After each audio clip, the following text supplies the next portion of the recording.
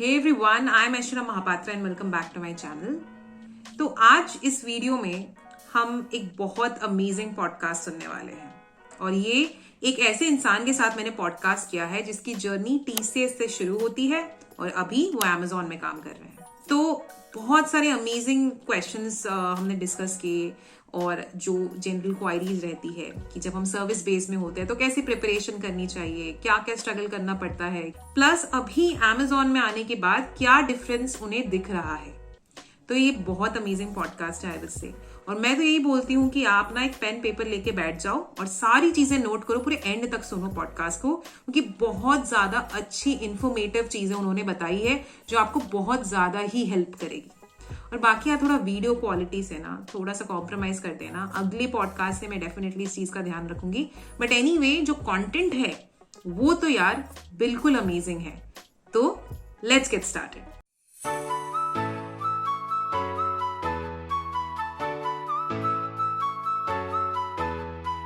Hey Prankur, welcome to my channel. So how are you? Yeah, I'm doing good. What about you? I'm also doing good. So first of all, I would like you to give a small introduction about yourself. Okay, hi Aishwarya. Hi everyone. My name is Prankur Gupta and I am currently working as a software developer at Amazon. So my journey started from a tier 3 college where I was doing BTech in computer science, and in the last year of my graduation, I got PPO from TCS to CodeVita. So after working of 2 years in TCS, I decided to switch to some product-based company. So from last 6 months, I have working as a software developer at Amazon. तो सबसे पहले एक बहुत मतलब basic question आता है सबसे पहले सबके दिमाग में कि टीसीएस आप like how did you actually and up at TCS, मतलब क्या आपने कुछ गलतियां की अपने कॉलेज लाइफ में, या फिर ऐसा बोलूं कि आप थोड़े लेस अवेयर थे अपॉर्चुनिटीज के बारे में उस टाइम? सो जैसे मैंने बताया कि मैं लास्ट ईयर ऑफ मेरे ग्रेजुएशन में मुझे टीसीएस में ऑफर मिला, राइट। तो और मैं था अभी टियर 3 कॉलेज से, कोई बिग कंपनी या बिग प्रोडक्ट बेस्ड कंपनीज आती ही नहीं थी। तो मुझे यही था कि जो भी कंपनीज आ रही हैं एटलीस्ट उनमें ऑफर लूँ और बाद में मैं किसी प्रोडक्ट बेस्ड कंपनी में ट्राई करूंगा। आई स्टार्टेड डूइंग वाज कि in the last year of my graduation I started preparing for DSA and all. Okay.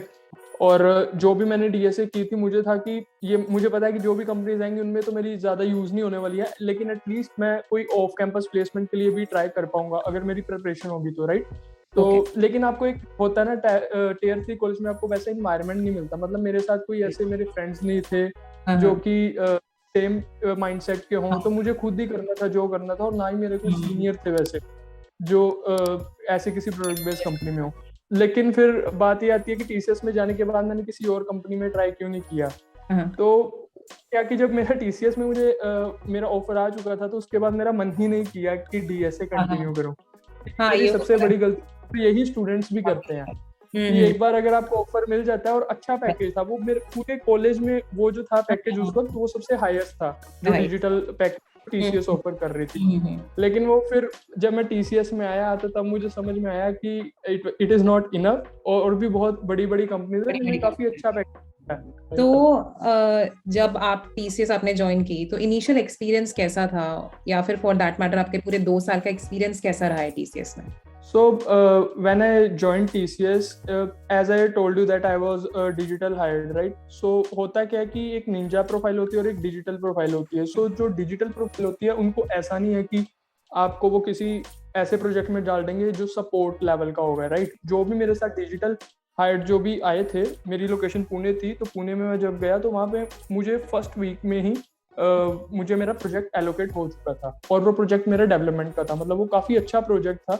मेरा काफी अच्छा एक्सपीरियंस था टीसीएस में 2 इयर्स का, काफी।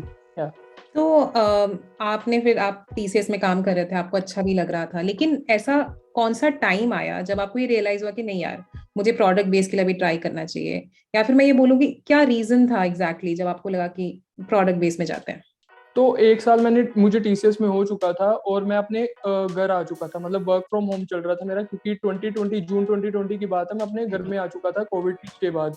तो जब मैं घर में आया तो मुझे लगा कि अब मोस्ट ऑफ द टाइम मेरा कहाँ पे स्पेंड होगा। मतलब मैं ऑफिस का ही सिर्फ काम करता था, उसके बाद मेरे पास फ्री टाइम होता था। तो मेरे दिमाग में आया क्यों ना मैं अपनी प्रिपरेशन स्टार्ट कर दूं, और क्यों करूं, एक भी रीजन होता है कि क्यों करना चाहता हूं। तो मुझे था कि मैंने टीसीएस में 1 साल काम कर लिया है, काम काफी अच्छा, लेकिन मुझे और भी अपॉर्चुनिटीज मार्केट में दिख रही थी कि मैं लिंक्डइन पे देखता था लोग Amazon, Microsoft different different companies में जा रहे हैं, तो मुझे था कि एक प्रोडक्ट बेस्ड कंपनी में भी कैसा बेसिकली काम होता है, किस तरह का काम होता है, मैंने काफी सुना था लेकिन एक्सपीरियंस नहीं किया था। सो मुझे उस पार्ट को भी या उस मार्केट को भी एक्सप्लोर करना चाहता था मैं। ओके, तो फिर आपने अपनी प्रिपरेशन स्ट्रैटेजी क्या अपनाई, मतलब कैसे प्रिपेयर किया, प्लस आप कितना घंटा दे पाते थे हर दिन प्रिपरेशन करने के लिए?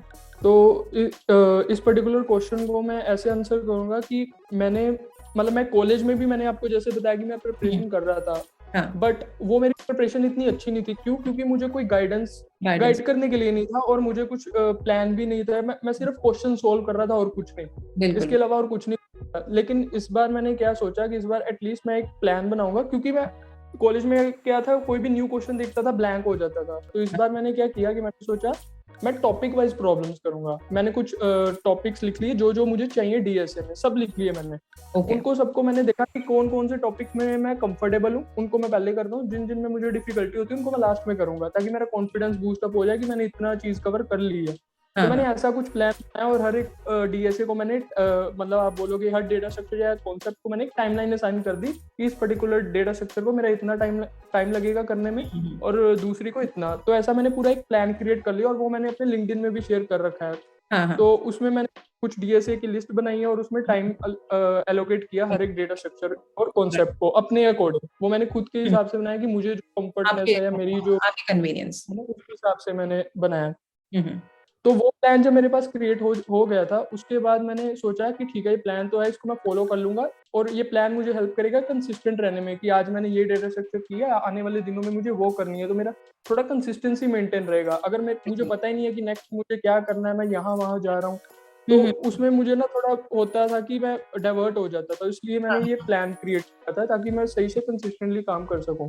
ये प्लान तो मेरे पास आ चुका था। अब दूसरी चीज थी कि मुझे कुछ स्ट्रेटेजी बनानी थी कि मैं प्रॉब्लम्स को अप्रोच कैसे करूं, या मतलब मुझे था कि मैं एक ही प्लेटफॉर्म पे स्टिक करूं। मुझे पहले मैं क्या करता था, कॉलेज में डिफरेंट प्लेटफॉर्म्स में ट्राई करता था।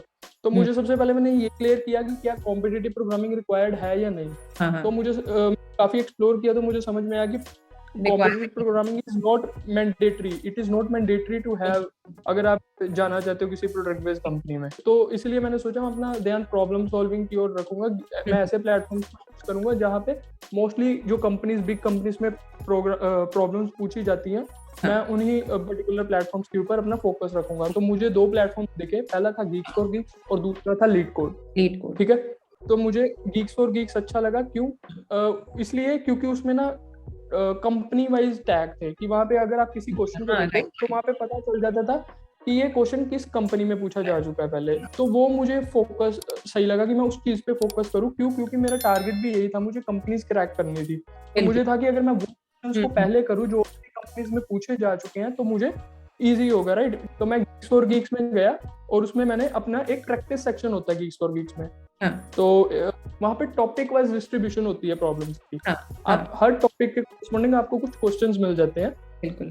तो मैं क्या करता था, एक टॉपिक को ओपन करता था, उस टॉपिक पे जो भी टॉपिक मेरा चल रहा है उसको Geeks for Geeks के प्रैक्टिस सेक्शन में ओपन करता था, वहां पे जाके प्रॉब्लम्स लगाना शुरू कर देता था। और वो प्रॉब्लम्स लगाता था तो मेरा वहां पे बहुत सारी प्रॉब्लम्स, आप कंफ्यूज हो जाओगे। तो इसलिए मैंने जैसे आपको पहले बताया कि मैं कंपनी टैग्स देखता था, कौन से क्वेश्चन मोस्ट पूछे जा चुके हैं कंपनी से, में मेरा फोकस होता था पहले मैं उन्हीं को करूं। Once I am with those questions तो ही मैं दूसरे क्वेश्चंस को प्रायोरिटी देता था। This was my basically strategy. तो it really worked well for me during my preparation phase. एक और चीज जो मैंने ध्यान में रखी कि मैं नोट्स क्रिएट करूंगा।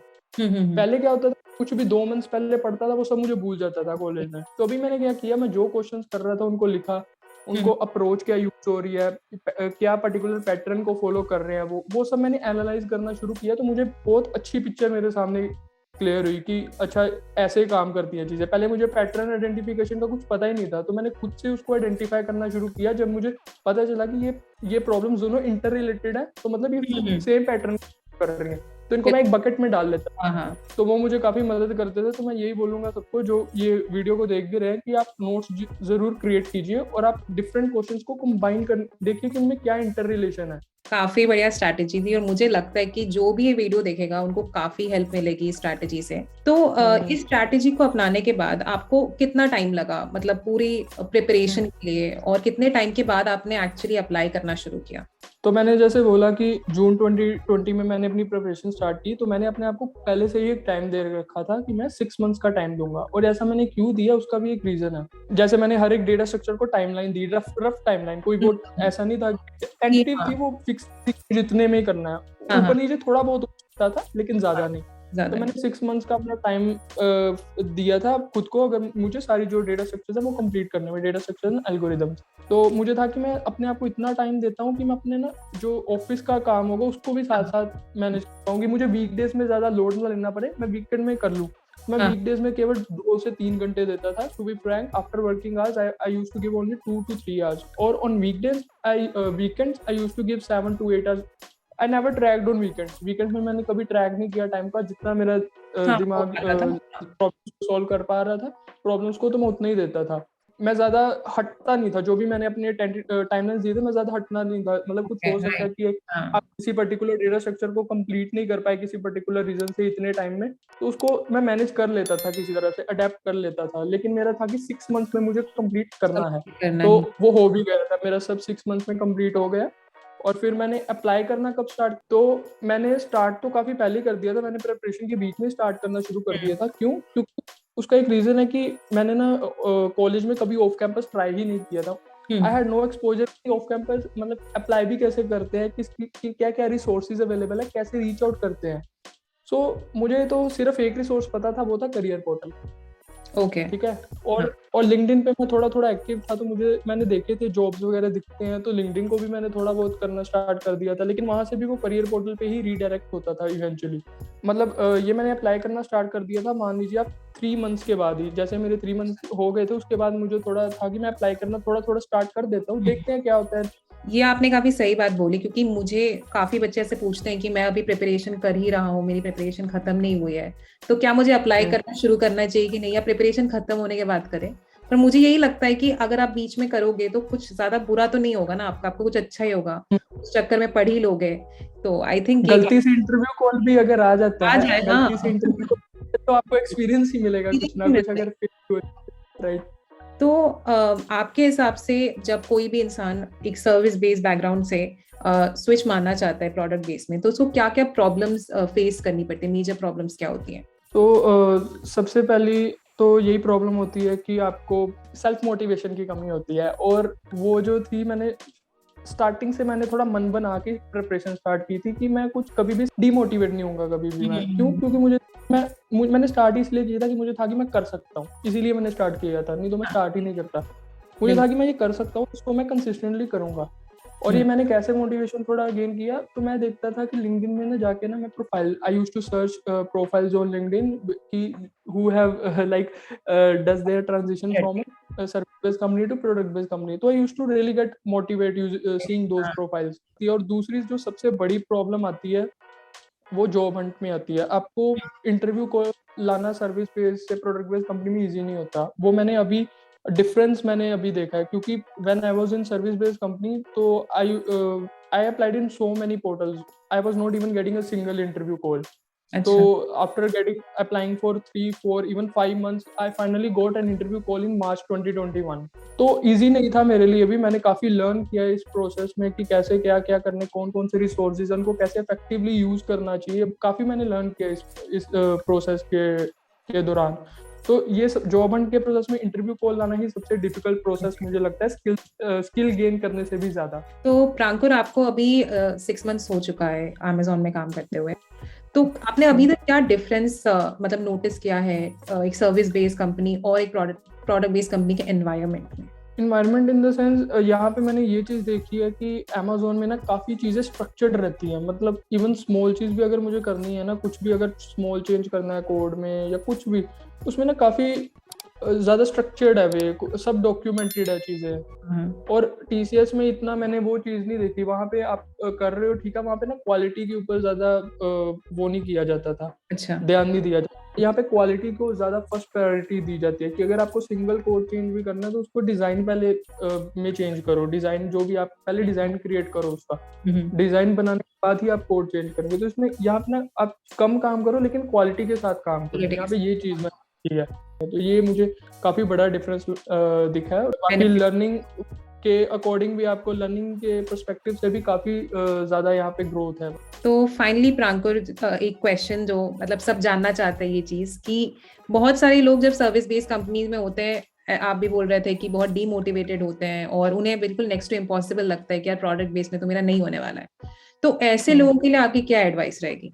तो मैं जैसे मैं देखता हूँ, मैं एग्जांपल्स ढूंढता हूँ कि अगर किसी ने ऑलरेडी कर रखा है या नहीं। तो जो भी व्यूअर्स हैं वो देख रहे होंगे कि मैं उनके सामने एक एग्जांपल हूँ, राइट? बिल्कुल, अगर मैं कर सकता हूँ तो वो भी कर सकते हैं, right? If I have set an example कि मैं टियर 3 कॉलेज से था तो मैंने सर्विस बेस्ड कंपनी से डायरेक्टली अमेज़न में किया, तो अगर मैं कर सकता हूँ तो आप भी कर सकते हैं। I am no different, right? मैं भी सेम ही बैकग्राउंड से हूँ, सब वही है। आपको सिर्फ एक स्ट्रक्चर्ड पाथ की जरूरत है। तो मतलब बिलीव रखिए और ट्रस्ट करिए प्रोसेस के ऊपर, और एक्शन कर, मतलब अपनी प्रोसेस को फॉलो करते जाइए, आप फाइनली आप रिजल्ट्स आएंगे ही आएंगे। Thanks a lot Prankur. मैं श्योर हूँ कि जो भी इस वीडियो को देखेगा उसे बहुत हेल्प मिलेगी। आपने बहुत अच्छी अच्छी स्ट्रैटेजीज बताई और सेल्फ बिलीफ के बारे में बताया, तो लोग मोटिवेट भी होंगे। And it was really fun interacting with you, so once again thanks a lot. Likewise, thanks Aishwarya for inviting me here. Thank you.